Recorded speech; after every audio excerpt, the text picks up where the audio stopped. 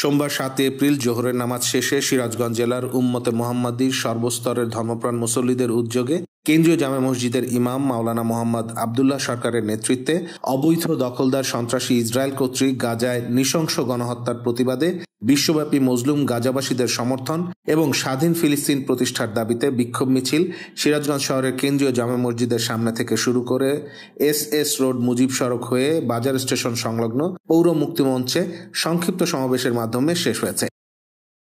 সংক্ষিপ্ত সমাবেশে নেতৃবৃন্দগণ বক্তব্যে বলেন, অবৈধ দখলদার সন্ত্রাসী ইসরায়েল কর্তৃক ফিলিস্তিন ও গাজায় বর্বরোচিত বোমা হামলায় নারী ও নিষ্পাপ শিশু এবং গণহত্যার তীব্র নিন্দা এবং প্রতিবাদ জানান এবং ইসরায়েলকে বিশ্ব থেকে বিচ্ছিন্ন করার দাবি জানান।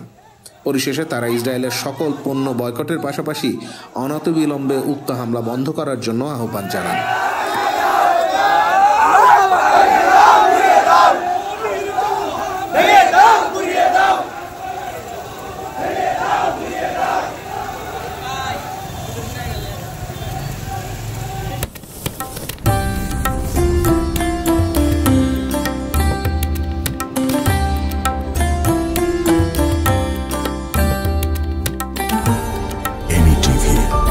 স্বাধীন বাংলার স্বাধীন কণ্ঠ।